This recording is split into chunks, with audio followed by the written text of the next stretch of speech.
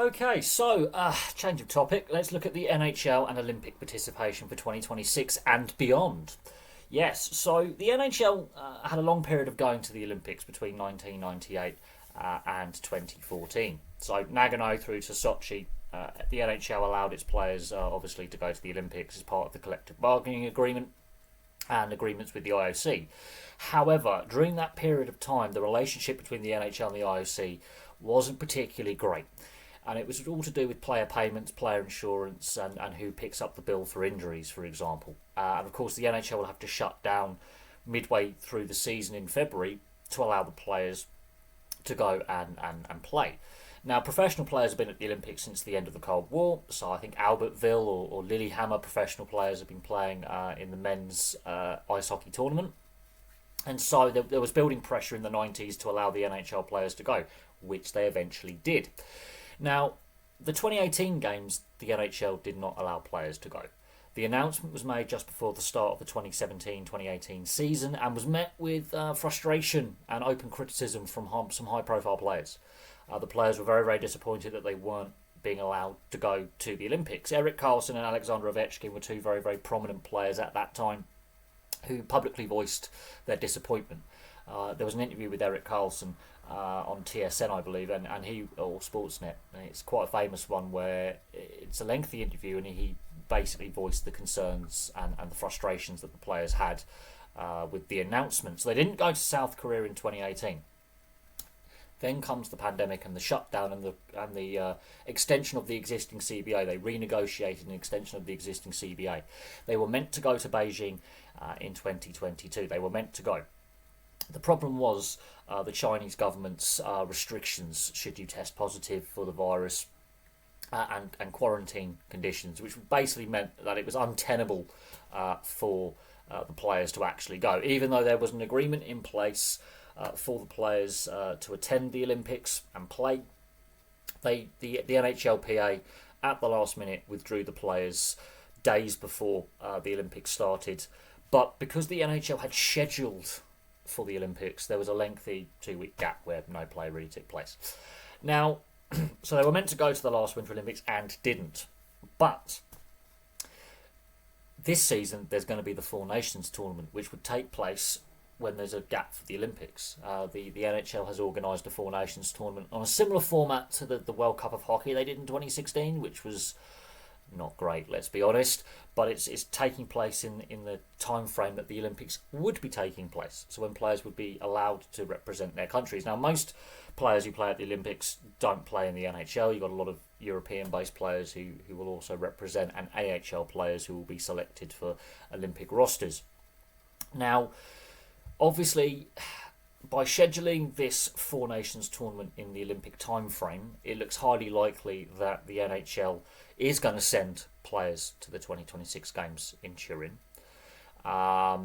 Cortina. Now, the time zone works for 2026 for the Eastern Seaboard, only 6 hours time differential, or 5 hours here from the UK to the Eastern Seaboard of the US and Canada, where the majority of NHL fans live. Now, yes, there are NHL fans obviously on the West Coast and in the Midwest and in the prairie provinces of Canada, but the majority of the metropolitan area of the US and Canada is on the East Coast.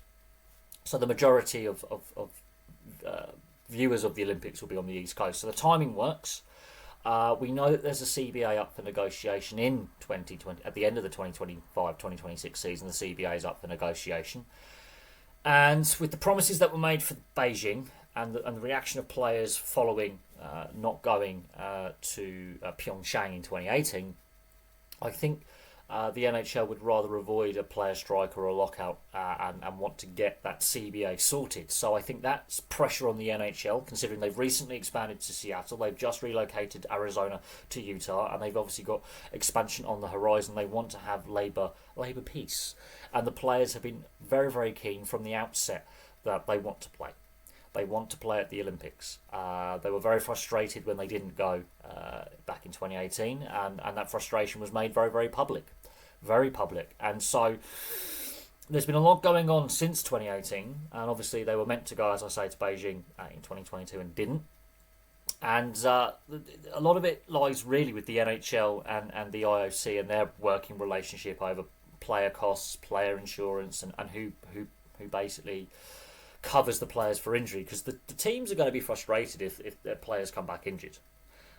It also does mean that the league has to shut down for a 2 week period. But with them trialling this Four Nations format this coming season in February, it's basically looking like a dead set that they're going to go in 2026. Now, whether they go beyond that, we shall have to see when it comes to the CBA negotiations at the end of the 25-26 season.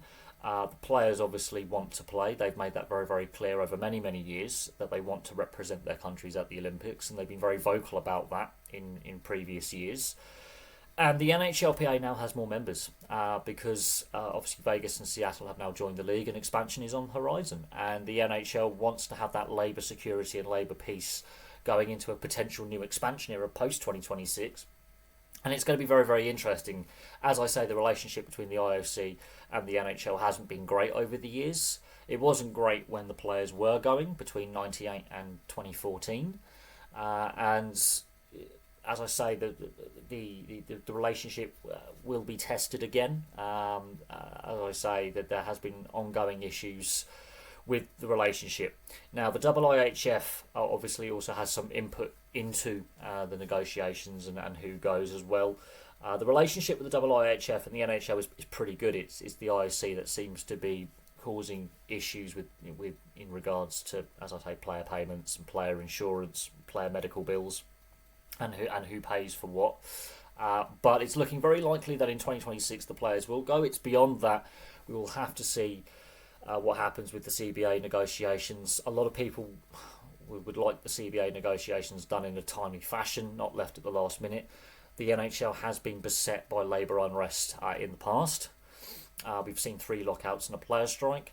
And with the NHL now making record profits and more teams being profitable, players earning more money than they ever have, it's going to be interesting to see if the NHL will allow the players to go long term rather than just the one-off Olympics in 2026, whether this is going to be a long-term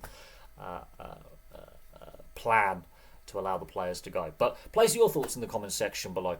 But a lot does rest with the IOC and the NHL, and of course the CBA negotiations that are upcoming in 2 years' time. There's a lot of moving parts here, but it's looking very, very likely that they will go.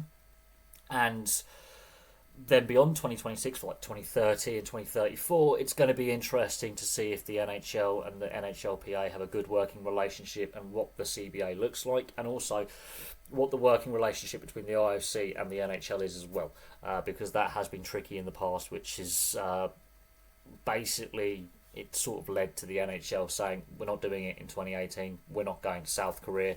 Obviously those negotiations broke down. The players were left frustrated and very vocal about it, and I think it's going to be interesting to see what happens. But for me, for now, thank you very much for watching. Place your thoughts in the comments section below.